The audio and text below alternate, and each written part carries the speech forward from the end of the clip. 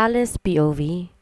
Pagkatapos na may sandali naming dalawa ni Miguel, sabay na kaming lumabas ng kwarto. Halos alauna na ng tanghali. Naabutan namin si Nanay Hilda kasama ng mga bata na nanonood sa living room. Na makita kami agad nagsipagtayo ang mga ito at masayang lumapit sa amin. Mommy, Daddy, kanina pa po namin kayo hinihintay. Agad na wika ni Alexos sa amin.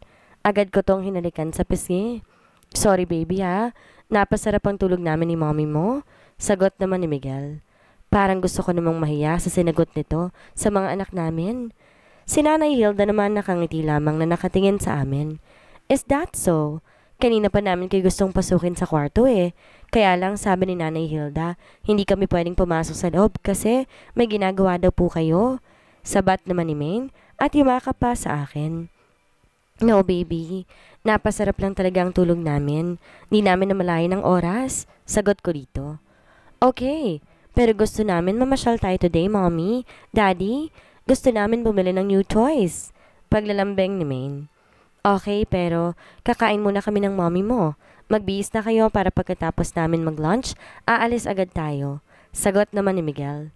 Agad namang tumayo ang dalawa at nagmamadaling pumasok sa loob ng kwarto. May mga pagkain na sa lamesa, aasikasuin ko lang ang mga bata. Wika ni Nanay Hilda sa amin, tsaka nagmamadaling sinunda ng kambal. Naiwan naman kaming dalawa ni Miguel na may ngiti sa mga labi. Mabilis dumipas sa mga araw. Muling bumalik sa dati ang pagtitingin na namin ni Miguel. Hanggang sa nakumbinsi niya na akong lumipat sa bagong tayong mansyon. Pumayag na rin ako para na rin sa kapakanan ng mga bata. Mas mabuti nga ako sa mansyon na kami titira para naman mas malaki ang space na paglalaroan ng kambal. Wow! Ito yung magiging room namin, Daddy? Excited na tanong ni Alexos sa kanyang ama. Agad namang tumango si Miguel at tuwang-tuwa ang kambal habang nililibot ang paningin sa buong paligid. Sa bagay, sobrang laki naman kasi talaga ng kwarto. Halos katumbas to ng buong second floor ng bahay namin sa Quezon City. Grabe, ang laki at ang daming toys. Tuwang-tuwang sagot ni Maine. Agad nitong pinakailaman ng mga nakasalansan ng mga laruan. Okay kids, maiwan muna namin kayo dito. Pupunta na muna kami ni mommy ninyo sa kwarto namin. Wika ni Miguel sa mga anak namin. Agad namang nagsitanguan ng mga to. Hindi na muling lumingon sa amin dahil excited sa mga bagong laruan. Ikaw talaga? Masyado mo naman yatang ini-spoil ng mga bata. Wika ko dito habang naglalakad kami papunta sa isa pang pintuan. Pagdating doon agad nang binuksan ni Miguel ang pinto at tumambad sa akin na napakagandang kwarto. Napaka-eleganteng tingnan. Sobrang maaliwalas. Agad na pumukaw sa aking pansin ang mga paintings na nakasabit sa bawat sulok ng kwarto. Agad ko tong nilapitan at naluha ako dahil ito yung paintings na gawa ko bago ko ipinanganak ang kambal. Kung ganon, itinago to ni Miguel pagkatapos bilhin sa amin. Dahil sa mga paintings na yan, nalaman kong buhay ka pa, Alice. Marahan itong wika sa aking likuran. Agad na tumulong luha sa aking mga mata. Akala ko ba, i-display mo to sa mga model houses mo? Tanong ko dito. Nagbagong isip ko. Simula nang malaman kong ikaw ang may gawa niyan. Imagine, wala akong kamalay-malay na ang asawa ko pala'y magaling magpinta. Masyado nga pala ako naging abala noon at di man lang kita natanong kung anong gusto mo sa buhay. Wika nito sa akin. Naluha ako dahil sa sinabi nito. Alam mo bang unang pagkakakita ko pa lamang sa mga paintings na yan, agad nakuha ang atensyon ko? Pakiramdam ko na in love ako sa mga obra na yan. Kaya inutusan ko kagad si Alfred na bilhin lahat ng paintings na ikaw palang may gawa. Napakaliit ng mundo. Sinong mag-aakala nang dahil sa paintings nalaman kong wala dapat ipagluksa dahil buhay ka pa pala talaga? Malaki ang pasasalamat ko kay Lucas dahil iligtas ka niya sa mga kamay ko. Pagpapatuloy na wika nito sa akin. Para namang kinukurot ang puso ko dahil sa sinabi nito. Habang buhay akong hihingi ng sorry sa'yo sa lahat ng mga kasalanan ko sa'yo, Alice. Asahan mong babawi ako hanggang sa huling sandali ng aking buhay. Madamdamin itong wika sa akin at niyakap ako mula sa likuran. Patuloy naman ang pagturo ng duha sa aking mga mata. Sapat na sa akin ang napagsisihan mo ang mga kasalanan mo, Miguel. Aaminin ko, masyado ko nasaktan sa mga nangyari noon. Halos 5 taon din akong dinadalo ng bangungot ng nakaraan, pero hindi pa rin maikakaila na ikaw ang laman ng puso ko, Miguel. Mahal na mahal kita, at handa akong sumugal muli, mabuo lamang ang pamilyang to. Umiiyak akong sagot dito. Lalo namang humigpit ang pagkakayakap sa akin ni Miguel. Salamat, Alice. Maraming salamat sa muling pagtitiwala mo sa akin. Simula ngayon, hindi ko na muling hahayaan pang masaktan ka. Wika nito sa akin at agad na hinalikan ako sa labi. Napapikit naman ako at agad na tumugon sa halik nito. Naging mapuso kami sa mga sumunod na sandali at namalayan na lang namin ang aming mga sarili na nasa kama na kami. Parehong hubot-tubad at pinagsasaluhan ang init ng pagmamahalan. Lumipas pa ang mga araw. Napagdesisyonan ko na mag-hire ng marami pang staff at hayaan ang mga managers kong mag-handle sa restaurant. Hindi na rin naman kasi kami po pwedeng maghapon na tatambay sa restaurant. Kailangan kong personal na asikasuhin ang pangailangan ni Miguel, pati na rin ang aking mga anak. Kumbaga, naging full-time mommy ako ng kambal. Ako ang personal na nag-aasikaso sa kanila at naghahatid sundo sa school kapag busy si Miguel. Katulad ngayon, nasa ibang bansa si Miguel dahil may mga ka-business meeting daw ito. Hindi pwedeng hindi siya attend dahil malaking halaga ang involved. Kaya kahit ayaw naman siyang umalis, wala kami magagawa. Safe naman na kami dahil may mga bodyguard naman na nakabantay sa amin 24/7. Nagiging mas close din kami ng asawa ni Lucas na si Jesusa. Mabait to kaya agad kaming nakapagpalagay ng loob. Ito ang lagi ko nakakausap tuwing nakakaramdam ako ng pagkabagot sa loob ng manson.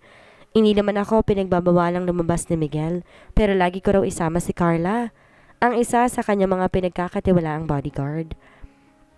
Aalis po ba tayo ngayon, Mrs. San Isidro?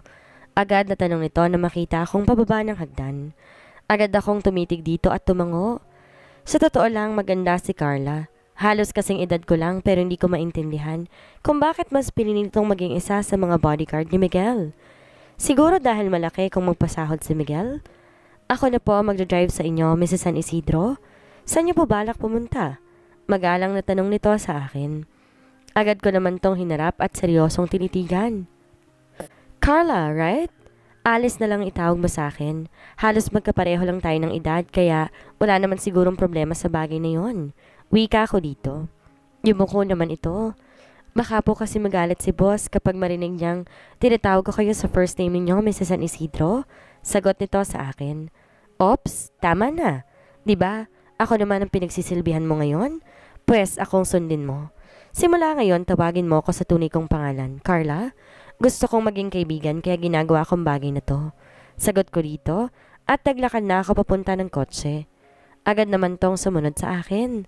Siya nga pala, sa restaurant sa Pasay muna tayo pupunta. Pagkatapos punta tayo sa Paradise and after that, sa bake shop naman. Gusto ko kasing makausap si Alicia. Wika ako dito. Bala kong ikutin lahat ng negosyo na naipundar namin ni Mommy Charis.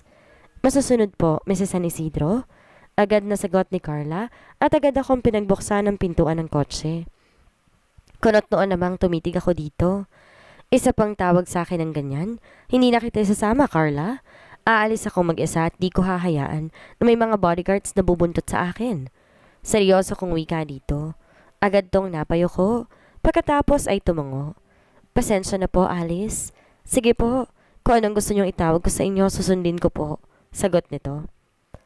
Lumawang naman ang pagkakangiti ko dito at agad nang sumakay ng sasakyan. Katulad ng plano ko ngayong araw, binisita ko lahat ng negosyong naiwan ni Mommy Charis. Maayos naman ang lahat at kontento naman ako sa mga reports na binigay sa akin ng mga managers and staff ng restaurant. Huli kong pinuntahan ng bake shop kung saan si Alicia ang nagmamanage. Agad tumili ang bakla na makita ko. Gosh, Alice, ikaw na ba yan? Diyos ko, day, napaka-blooming mo. Iba na talaga kapag lagi nadidiligan, lalong namumukadkad ang ganda. Eksaheradang wika ni Alicia. Hindi ko naman alam kung paano to sasawayin sa pagiging bulgar ng bunganga nito. Tama na nga yan, ikaw talaga, nakakaya sa mga nakakarinig kung ano nung lumalabas sa bibig mo. Natatawa kong sagot dito. Nginisihan naman ako kaya naman napailing-iling naman ako. Halos 1 oras din akong nagstay sa bake shop at dumiretso na kami sa pagsundo sa mga bata sa school. Super sulit ang buong maghapon ko kaya naman pagdating ng Monson, nakatulog ako dahil sa pagod. Third person's POV. Ano na? Akala ko ba masisilo mo ng isang Miguel San Isidro? Bakit nagiging mas malabo pa yata sa sabaw ng pusit na matupad ang iyong ambisyon na mapasa yung lalaking yon? Natatawang wika ni Nicole. Kaibigan ni Corina at nandito sila ngayon sa isang bar sa Makati dahil gusto umanong maglabas ng hinanakit sa mundo si Corina dahil tuloy na siyang binabaliwala ni Miguel San Isidro. Bullshit! Lahat naman ginawa ko para masilo ko ang gagong yon, pero para usan lang talagang tingin niya sa akin. At alam mo ba kung ano pang nalaman ko ngayon? Bumalik na ang dati niyang asawa. Buwisi talaga. Hindi ako papayag na mapunta sa wala lahat ng pinaghirapan ko. Galit na sagot ni Corina. Well, dapat doblen mo pang fighting spirit mo, Beshi. Hindi ka pwedeng basta lang magpapatalo sa asawa niya, no? Natatawang sagot ni Nicole. Talaga, Nicole. Makikita nila. Hindi ako basta papayag na basta na lang akong itatapon ni Miguel sa isang tabi pagkatapos niya akong pagsawaan. Hindi ako papayag na magiging masaya sila samantalang ako nasasaktan. Akin lang si Miguel. Galit na sagot ni Corina. Pagkatapos ay tinunggan itong alak. Ganyan nga, Beshi. Ilaban mong karapatan mo. Sa panahon ngayon, mas matapang pa tayong mga kabit kaysa sa original. Natatawang pambubuyo naman ni Nicole. Lalo namang tumalim ang titig ni Corina dito. Kung ikaw, Nicole, kontento ka na sa paging kabit lang, ibahin mo ko. Sooner or later, ikakasal ako kay Miguel at gagawin kong lahat para iwan niyang asawa niyang yon. Galit na sagot nito.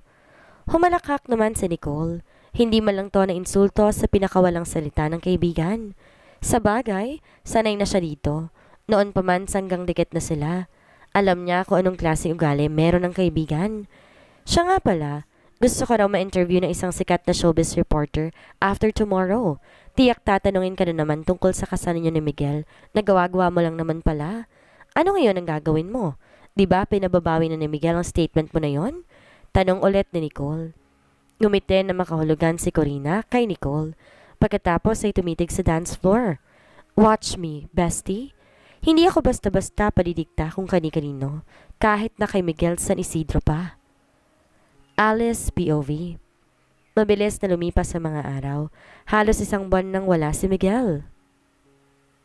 Although lagi naman itong tumatawag sa amin, pero hindi maikakailang miss na namin to. Ganito pala to kapag may mga business trip.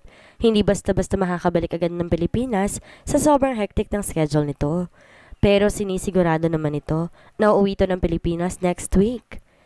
Pagkagaling ko ng school para ihatid ng mga bata, napagpasyahan ko na lang munang tumambay sa living room. Halos 10:00 na ng umaga at bala ko ipagluto ng merienda mga bata para pag uwi nila may makakain sila. Nagpasya akong dumiretso ng kusina para tingnan kung may mga ingredients pa ba sa gusto kong lutuin. Gusto ko kasing mag-bake ng cookies para sa mga bata kasi favorite nilang meriendang yon. Papasok na sana ako sa loob ng kusina, kaya lang, napansin ko ang ilang kasambahay na abala sa panonood ng telebisyon. Yes, may TV kami dito sa kusina para naman may mapaglilibangan sila. May mga TV din naman sila sa kanilang quarters pero ang alam ko, kapag nandito ang cook sa kitchen at si Aling Hilda, nanonood ang mga to ng mga paborito nilang palabas. Ako mang papasok na ako sa loob ng kusina nang mapansin ko ang palabas. Napatitig ako sa monitor na makita kong pamilyar na mukha, si Corina Hermosa. So ine-expect ng lahat na ngayong taon gaganapin ang pag-iisang dibdib ng boyfriend mong si Miguel San Isidro, Miss Corina? Agad akong nanlamig sa narinig kong tanong ng host kay Corina. Hindi ako makapaniwala. Oo, alam ko nagkaroon ng relasyon si Miguel dito, pero naipaliwanag naman ni Miguel sa akin ang tungkol dito. Naging kafling niya lang daw ito na siyang labis kong pinaniniwalaan. Pero bakit ito pa rin ang takbo ng interview kay Corina? May mga bagay ba akong dapat malaman? Naikuyom ko ang aking kamao. Well, yes. Actually, 2 sana kaming haharap sa iyo ngayon, Tito Roy. Kaya lang nasa business trip siya ngayon at sa susunod pang linggo ang kanyang uwi. Nakangiting sagot ni Corina sa reporter. Oh, wow! So excited na kaming lahat sa kasalang yon. So anong pakiramdam na soon magiging Mrs. Corina San Isidro ka na? Tanong ulit ng host. So excited. Actually, matagal na namin itong pinaplano, Tito Roy. Kaya lang, alam mo naman si Miguel, gusto niya maging perfect ang wedding namin. Gusto niyang maayos ang lahat kaya nga, inasikaso niya mga negosyo niya sa ibang bansa.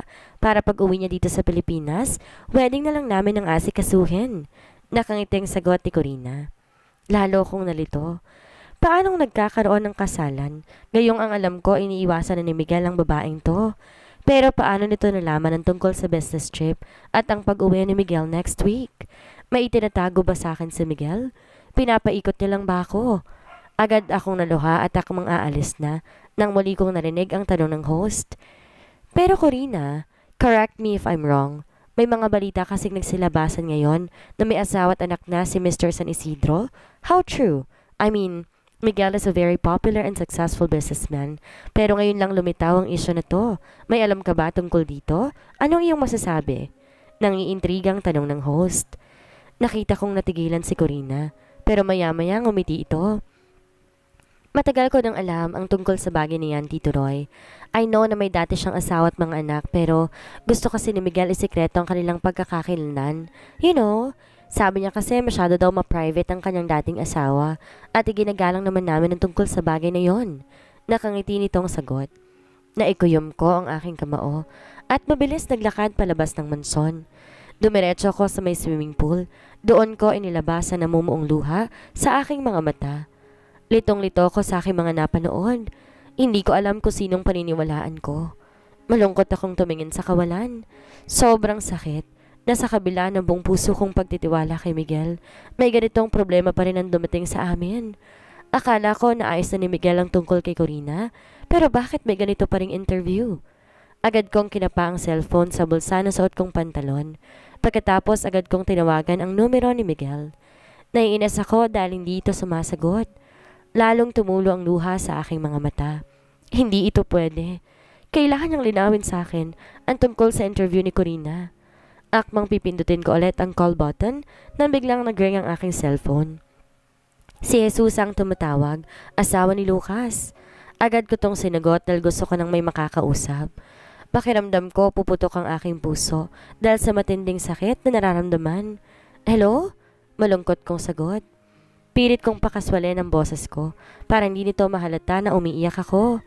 Alice, okay ka lang ba? Bakit ganyan ang boses mo? May problema ba? Agad na tanong ni Jesusa. Huminga muna ako ng malalim bago sumagot. Ayos lang ako, Jesusa. Medyo may sipon lang kasi ako ngayon kaya ganitong boses ko. Napatawag ka? Tanong ko dito. Pinilit kong wag pumiyok. Alice, wag ka nang maglihim sa akin. Sa maikling panahong makakausap kita, kilala na kita. Sabihin mo sa akin, napanood mo ba kaninang interview? Tanong nito. Hindi ko na napigilan ang aking sarili. Agad akong napaiyak. Sobrang sikip na kasi ng dibdib ko. Pakiramdam ko mahihirapan akong huminga kapag hindi ko to mailabas. Jesusa, pasensya ka na. Hindi ko na kasi kaya pang itagong sakit. Hindi ko alam kung sinong paniniwalaan ko. Ang mga sinasabi ba ni Miguel o ang interview ni Corina kanina? Sagot ko dito. Agad namang natigilan si Jesusa. Alice, mas mabuting kausapan mo si Miguel tungkol dito. Huwag ka munang gumawa ng kahit anong conclusion. Mali mo naman, nagsisinungaling lang si Corina. Alam kong masakit sa ito pero mag-usap kayo. Magkalinawan kayong dalawa. Sagot nito. Sa palagay mo ba hindi nagsasabi ng totoo si Corina kanina sa interview? Bakit alam niya ang tungkol sa business trip ni Miguel at ang pag-uwi next week? Jesusa, kami lang nakakaalam tungkol sa bagay na yun. Ibig bang sabihin nag-uusap sila ni Corina? Na may communication pa rin sila? Tanong ko dito. Natigilan naman si Jesusa. I don't know. Pero mas maigi nang hintay mo na lang ang pag-uwi ni Miguel, Alice. Mag-heart to heart talk kayo. Personal mo siyang tanungin. Huwag ka munang malungkot dyan. Alalahanin mo, may mga anak kayo na dapat alagaan. Sagot nito. Ipinikit ko ang aking mga mata at tagpa siya ng magpaalam. Gusto kong tawagan si Miguel at kumprontahin. Sige, Jesusa. Salamat. Magkita na lang tayo this weekend. Sagot ko dito at agad nang pinatay ang tawag.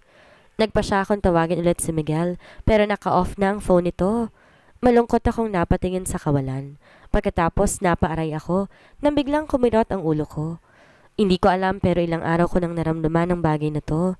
Pakiramdam ko bumabalik na naman ang migraine ko dahil sa stress. Napagpasyahan ko na lang na bumalik muna ng kwarto bago pa lumala ang sakit ng ulo ko. Mahirap na, baka dito pa ako matumba. Nasa hagdan na ako na makasalubong si Nanay Hilda. Nagtataka tong nakatitig sa akin. Napansin marahil ito ang pamumula ng mata ko. Lalagpasan ko sana to nang maalala ko ang mga bata. Nay, pwede po bang kayo na lang muna ni Carla ang sumundo kina Alexis at Maine?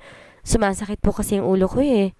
Wika ko dito sabay hilot sa aking sentido. Tinitigan muna ako nito at nag-aalangang tumango. Gusto mo bang samahan kita sa ospital? Aba Alice, baka kung ano yung pananakit ng ulo mo ha? Kailangan mo mag-check up para maresetahan ka ng gamot ng doktor. Sagot ni Nanay Hilda. Ayos lang po ako, Nay. Migraine lang to. Itutulog ko lang po. Mawawala din to maya-maya. Sagot ko dito. Nag-aalangan naman tong tumango ulit. Salamat po. Wika ko at tumalikod na dito. Dumiretso ako ng kwarto at padapang sumampa sa kanya. Pakiramdam ko, hapong-hapo ako. Dagdagan pa ang pagkirot ng kaloob-looban ng ulo ko. Hindi ko alam kung bakit ganito. Hindi naman ganito kasakit dati kapag inaatake ako ng migraine. Bakit sobrang sakit naman yata ngayon? Pakiramdam ko pati mata ko naapektuhan na sa sobrang sakit. Para kasing lumabo na rin ang vision ko. Kinurap-kurap ko aking mga mata bago inayos ang pagkakahiga. Mamaya kapag hindi pa rin matanggal ang pananakit, iinom na ako ng gamot. Susubukan ko munang matulog ngayon. Hindi ko alam kung ilang oras akong nakatulog. Basta, nagising ako nakayakap na sa akin sina Alexis at Maine dito sa kama. Mommy, why are you crying? Nag-aalalang tanong ni Maine. Pilit naman akong ngumiti dito. Napansin marahil ang pamumula ng mata ko. Nandito na pala kayo? How's school? Hindi ba kayo nagpasaway kay teacher? Tanong ko sa mga ito habang pinipilit na ngumiti. Nakakuha po kami ng star ni Alexis kasi very good daw po kami. But you know what, Mommy? Muntik na namang napaaway si Alexis kanina. Paano po kasi? Inaasar kami ng classmate namin na may ibang wife na daw si Daddy. Nasa TV daw kanina. Sagot ni Maine. Muli, parang kinurot ang puso ko sa mga narinig. Ha? Naku, wag kayong maniniwala sa mga ganyan. Hindi totoo yan. Tayo lang ang family ni Daddy. Tsaka hindi nyo ba nararamdaman? Love tayo ni Daddy kaya wag kayong maniniwala sa mga sabi-sabi. Sagot ko sa mga ito. Agad namang napatango ang dalawa. Teka, kumain na ba kayo? Pasensya na kayo ha? Si Nanay Hilda na lang muna mag-aasikaso sa inyo. Medyo masakit kasi ang ulo ko ngayon. Tsaka hindi kayo pwede dito sa room. Baka mahawa ko kayo. Wika ako dito. Mabuti naman at madaling makaintindi ang dalawang bata. Agad din silang lumabas ng kwarto pagkatapos sumalik sa aking pisngi. Malungkot ko silang nasundan ng tingin. Muli kong tinignan ang aking phone. Hindi pa rin tumatawag si Miguel. Kapag sinusubukan ko naman tong tawagan, naka-off pa rin ang cellphone nito. Wala na ako magawa pa kundi ang maghintay. Buong araw itong hindi tumatawag sa akin na siyang labis kong ipinagtaka. Malungkot kong tinignan ang orasan sa side table. Halos alauna na madaling araw at eto pa rin ako. Naghihintay pa rin sa tawag ni Miguel. Mukhang wala itong balak tawagan ako kaya nagpa siya akong matulog na lang muna. Hindi po pwedeng magpadala ako sa sobrang lungkot.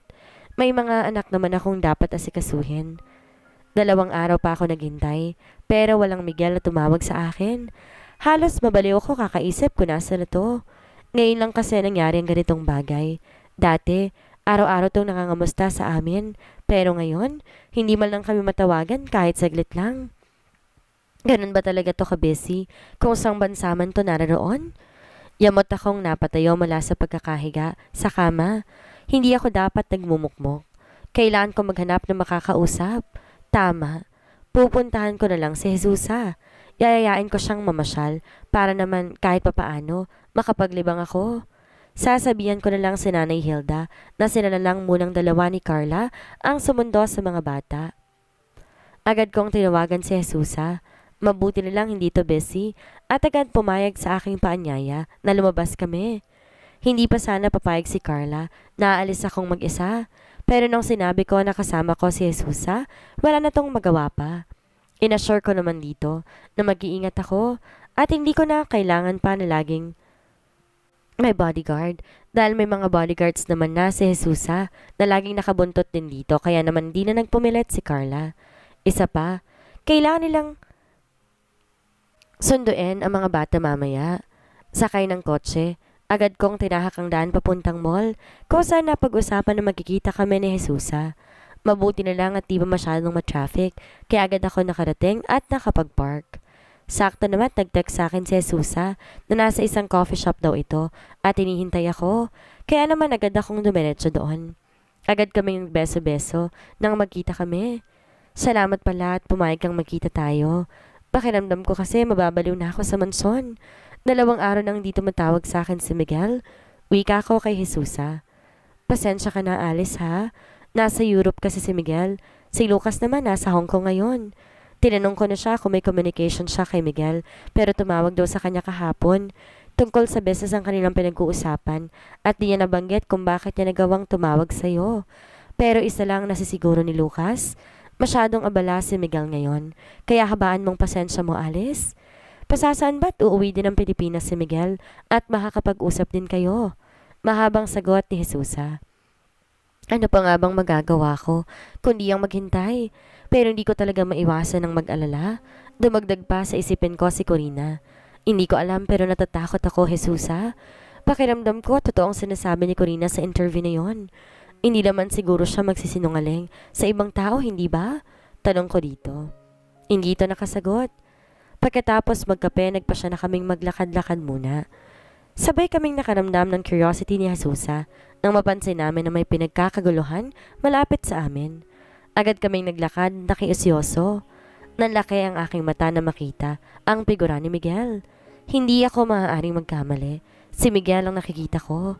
Kasama nito si Corina at pareho silang pinagkakaguluhan ng mga reporters. Agad na nagunahan ang pagpatak ng aking luha sa aking mga mata. Na hindi ko na namamalayan, naramdaman ko na lamang hinila na ako ni Jesusa papaalis. Bakit nga kaya magkasama si Miguel at Corina na humaharap sa mga reporters? Bakit kaya hindi nagpaparamdam si Miguel kay Alice? Yan ang ating aalamin sa susunod nating kabanata.